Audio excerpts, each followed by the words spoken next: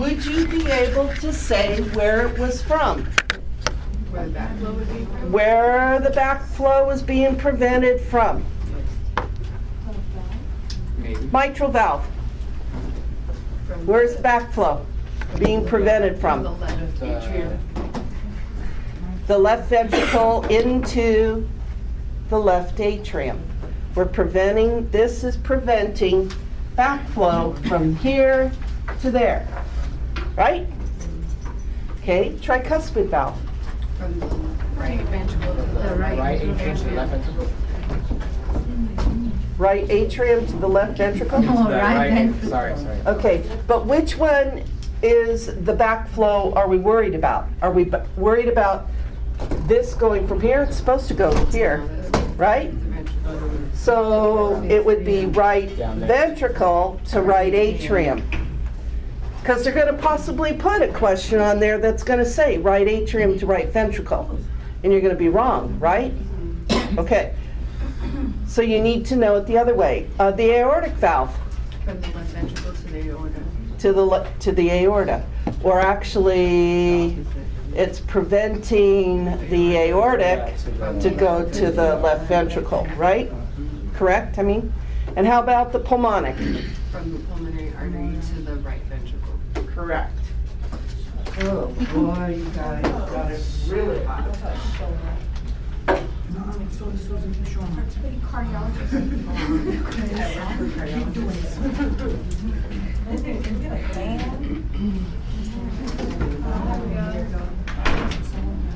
That's because it's on heat up to 83. All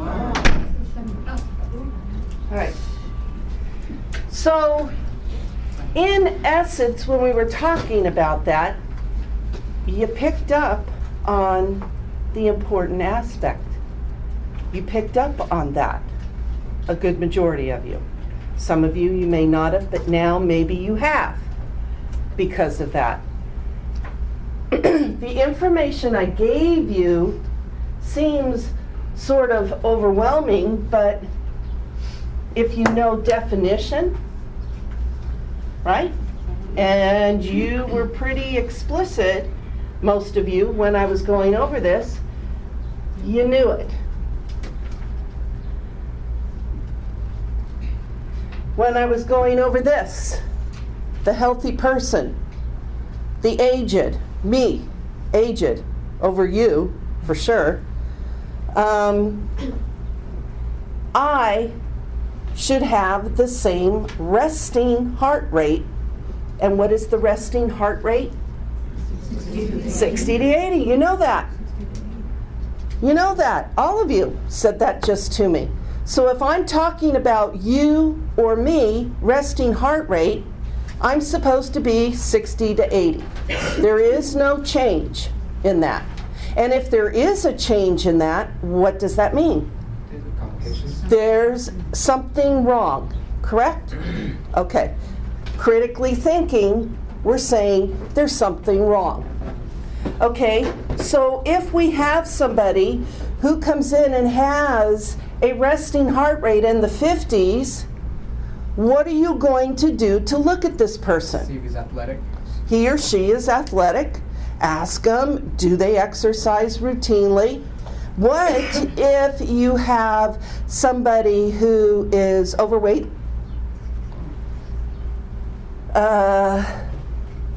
And you're getting this heart rate of 50. What are you going to ask them? Medications. What kind of medication are they on? You betcha. Because we give some medicines that slow down the heart rate to decrease the blood pressure, right? So maybe they may be on DIG. That's for force and contractility. Or they may be on a beta blocker, which is an OLOL drug. Because that's how the OLOLs work. They slow down that heart rate, bring down blood pressure. So you need to get a heart rate and a blood pressure. That's your nursing intervention. It will never change. And you know that if that's so you're asking about medicines, or you're asking about, are they active? I mean, there are some people who are out there that have blood pressures that are really low, overweight, very low, and slow heart rates. You may also ask, do they have any memory problems? Do they forget things easily? Ask their significant other. I know that my ex-husband's father's first signs and symptoms were LOC type things, confusion, forgetfulness, and things like that. Got him in for a checkup. I'll be doggone, he's got a pulse of in the 40s. So that means, remember when I talked about symptomatic bradycardia? Symptomatic bradycardia is where they're confused, or they have chest pain, or they have a low blood pressure, all that, or a low pulse. Remember I talked about that? Symptomatic. So what did I say the treatment for that was going to be?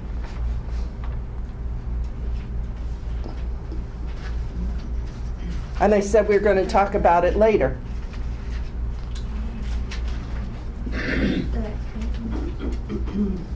We have to do something to increase the heart rate. Pacemaker. I said it. I forgot to say you needed to know that, but you need to know that. But I had said it. In looking over the test, I've stated everything that's on that test.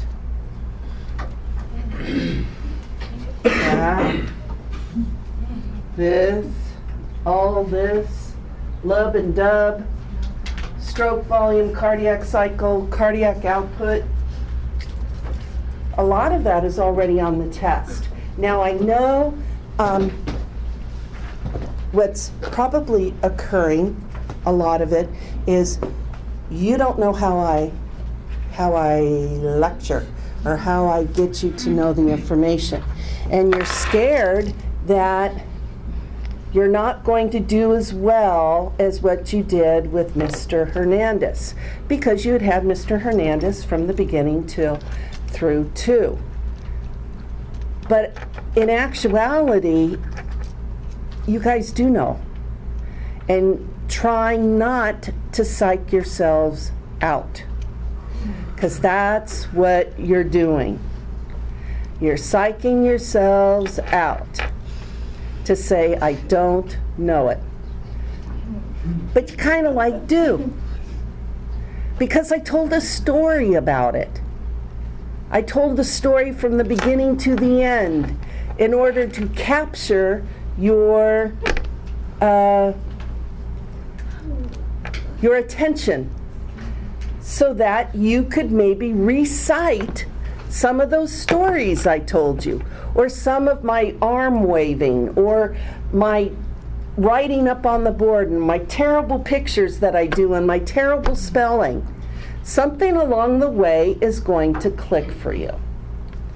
And yes, it may take a little bit of time, but we have a little bit of time, but try not to get too into that. We still have more to do.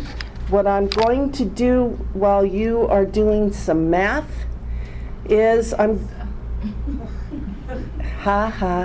we're doing math. It's a little bit more advanced in what your knowledge is in math. Oh God, yeah, I know. Well, you get math on every test. So, did you get math on every test with Mr. Hernandez? No. Well, guess what? I'm not Mr. Hernandez. I'm just glad he gave you some math. He usually doesn't give that much at all, so. Which I'm trying to work with him about.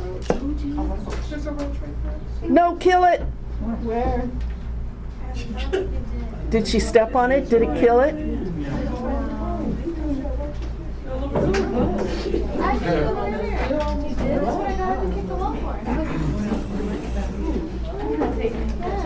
Oh no, now everybody's picking up their bag. No one killed the roach? That's the one going on with. Yeah, she just did. All right. It's a dead roach. The best kind.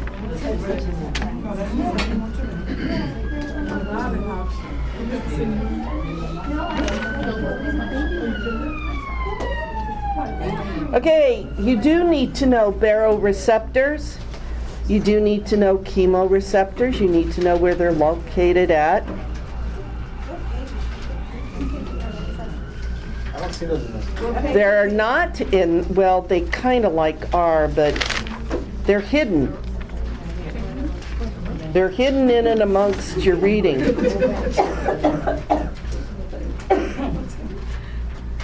Where do you find the baroreceptors? Baroreceptors? In the carotid and aortic, where? Sinuses. What page are you looking at? I'm not, well, I just happen to have it as a note on page 309. But that's where I put it in. It's not there. It's somewhere in your reading. I just put it in somewhere because this is,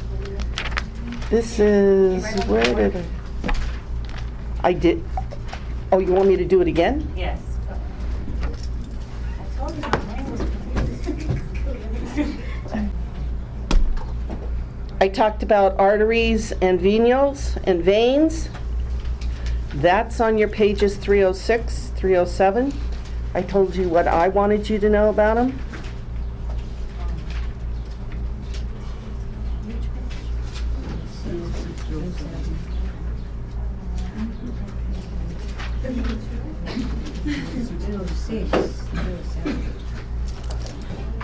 We talked about murmurs and lub-dub. We talked about systole, diastole.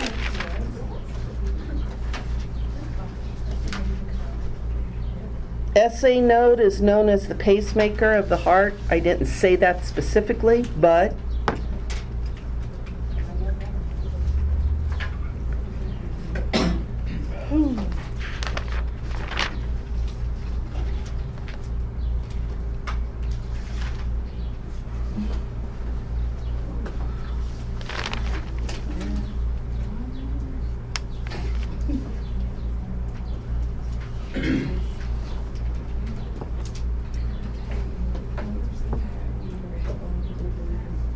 so in essence, somebody asked me, do I need to know all of that? In essence, yeah. In essence, yes, you need to know all of it. We are not making fun of, what, me? Yeah, I make fun of me when I asked you earlier. Oh, Did I ever mention your name? you looked at me.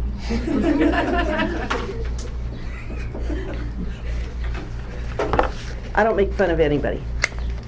But, and I leave, I'm very, I don't give out unless I have to put you on Oh, blast. that's okay. So I don't usually tell my sources. Look up all your notes. Mhm. Oh, I don't care, I'll make you a copy of them. oh, I'll take it. Yeah, thank I'll you. take one. They're my notes, though. So if they make sense. I'll figure it out. All right, I'll make these later and give them to you tomorrow. Because we're going to work on math. See, you keep on trying to keep me away from that math.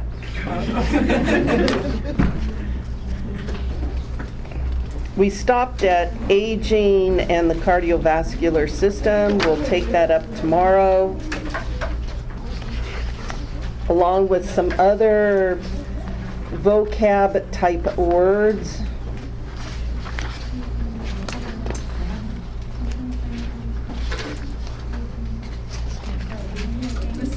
And some lab work and some tests. We stop at the cardiac dysrhythmias, correct? Or do we read that as well? You stop at, for your pages, right. For reading here, you do stop there. You're going to stop at cardiac dysrhythmias. So read cardiac. That'll be next week when we go into these different types of cardiac dysrhythmias.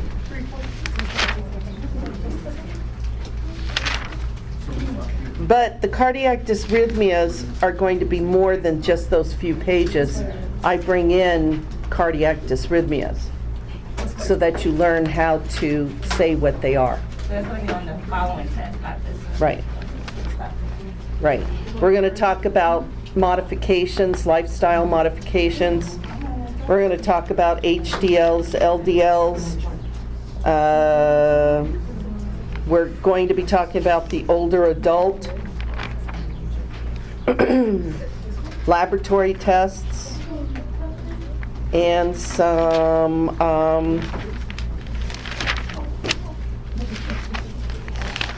cardiac cath, which is vessels, and there's a concept behind vessels that you'll pick up on, because whenever we're talking about vessels, the same nursing intervention occurs. It doesn't matter if it's cardiac cath, you had to do the examination, you had to enter through a large vessel. So the nursing interventions following that are going to always be the same, just as if in musculoskeletal, when you were learning about casts and what is your nursing intervention for that, and that's your 7 Ps. And it always is a 7P because we're going into a vessel, and if we obstruct that vessel, then we're going to have problems with 7 Ps. So that's the concept there. I'm afraid to go on any further for fear you're just going to hate me. So, yeah. There will be a pacemaker question, but what do you think that pacemaker question is going to be about? About what? The essay note? Essay note being what problem? It's not working. Being what? It's not saying the impulse. What was it? Bradycardia, symptomatic bradycardia is what we're going to put it in for. We can put it in for other reasons, and we'll learn about that. But most of the time, the reason why a person gets a pacemaker is because their heart is beating too slow. And we need to speed it up.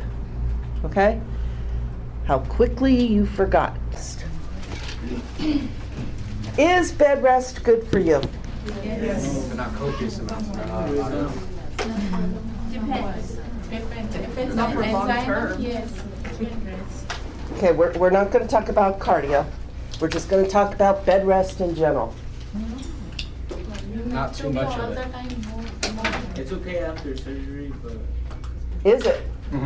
no. It depends on what kind of surgery. So we all sort of now have said yay, nay. Now we're changing our minds because we think I'm tricking you. And I want to know, is bed rest good for you? Yes. Yes, some, not a lot. All right, like how much some? Just temporarily. Temporarily. Okay, maybe for sleeping overnight. Yes. But what are we doing while we're sleeping overnight? Regenerate, recuperate. Your energy. Okay, what else are we doing that you're unconscious of? Dreaming. Huh? Dreaming. Dreaming. Some of those dreams can be good, some of those dreams can be bad. But we're moving throughout the night, right? So we're not laying in one position for any extended period of time. Probably, if we did, sometimes you may fall asleep and then wake up the next morning and you're in the same position. But you've probably moved unconsciously throughout the night and not been aware of it. So when we get somebody who is on bed rest and who can move or cannot move, which one's worse? The not move. Because what happens? What can happen to us? Blood against the pool, Okay, pooling of blood causes what? pneumonia. Or no, pooling of fluids causes pneumonia in your lungs. Pooling of blood can cause clots. Okay, blood. We were talking about blood though, right? Pooling of blood causes clots. What else? Well, pooling of the fluid or the mucus in your lungs can cause pneumonia. Okay, is there another way that we can put that? What aren't we doing that causes that pooling? Coughing or Not what? Coughing, deep breathing. Okay, we aren't deep breathing.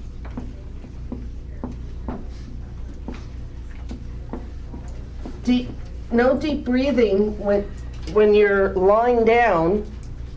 You're just taking short little breaths. So are we opening up those airways? Whichever airways we're not opening up is, if we're not deep breathing, that's going to lead to some type of lung problems.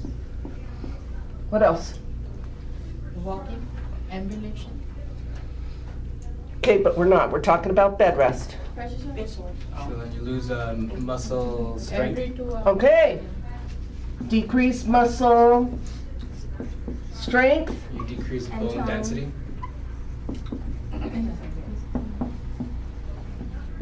What happens when we decrease bone density? What do you mean by that?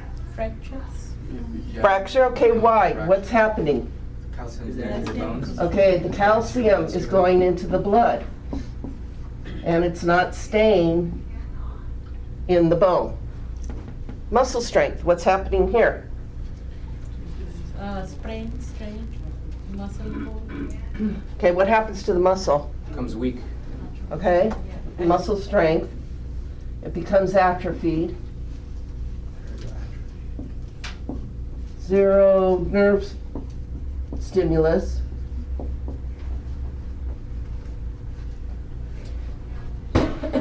What else? Big long line here, aren't we? We're getting into a lot of systems here. What else? Pardon? Well, we said pressure sores. All right, I didn't hear it.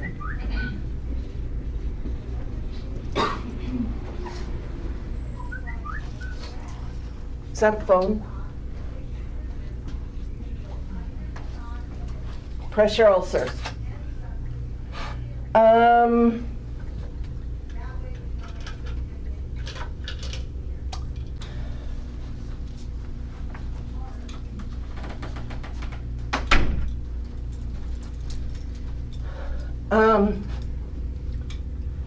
So we have pooling of blood, no deep breathing lung problem.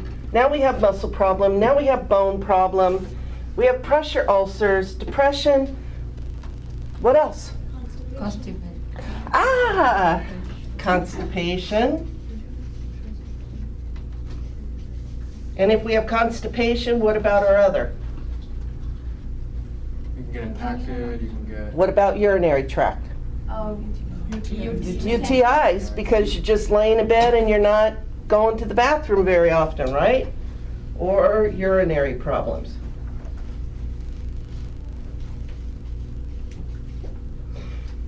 If you can take a look at this, there's probably a lot more. If you can just take a look at this, we know that if we put somebody on complete bed rest and or we get a medical problem in that they're not able to move, the concept is we're going to cause all of these problems and more. Oh, probably also the last one in here is malnutrition. Do you feel like eating when you've been laying down for such a long period of time?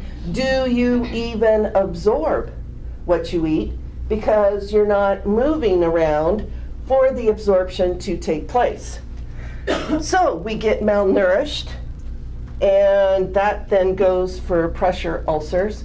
So we don't improve because we don't eat the proteins and all the rest. We probably get a little bit dehydrated because we have decreased intake.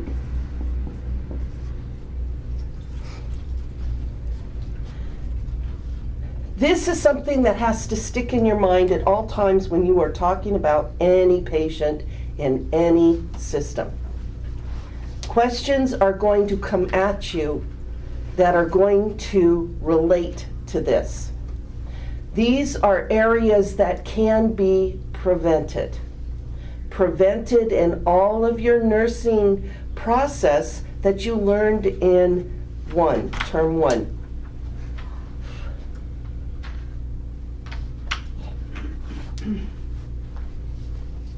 If we don't get the legs moving, we get blood clots.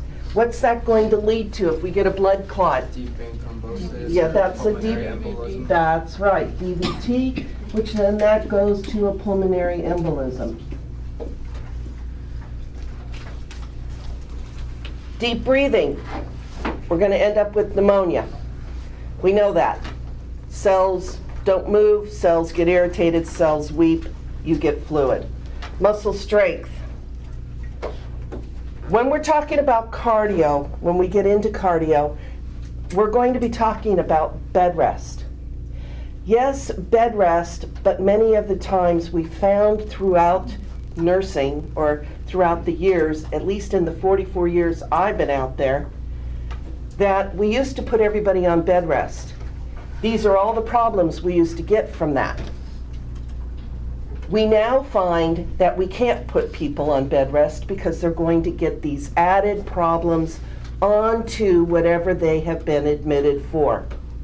Yes, with our surgical patient, we already know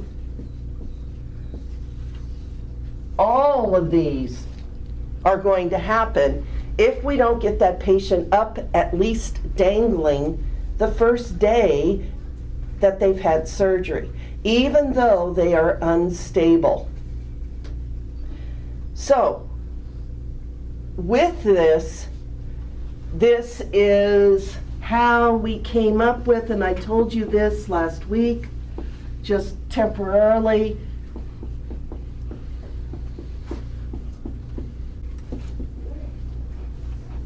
Where when you're going to be answering questions for the test throughout the rest of the time, this has to be in the back of your mind. Am I dealing with a hemorrhage? Am I dealing with an ABC? ABC is number one no matter what system you're in. If we don't have an airway, we don't have a patient. If it's not an airway question and there isn't an airway answer, then we're trying to find out, well, why? Why is our patient not deep breathing? What is that? Is it due to pain? Is it due to, how am I seeing it? I'm seeing it because they have a change in their LOC because I know that they're not breathing well, so they're not getting the oxygen. Is there any pain anywhere else? Is there cardiac pain? Is there pain in their extremities? Is it a nerve pain? Is it a circulatory pain? Hemorrhage. We know that certain medicines cause hemorrhage. And you are all remembering that those are your NSAIDs, your Coumadin, your heparin, your Levinox, and your platelet aggregations. If we're not dealing with that, hemorrhage can also be another one of dehydration. Just another word. Because we could be losing water. We could be giving the patient Lasix, a diuretic, and we're losing lots of water due to that, making them dehydrated. And or, going along with this, if that is, then what are their lab work? Because we know diuretics get rid of potassium.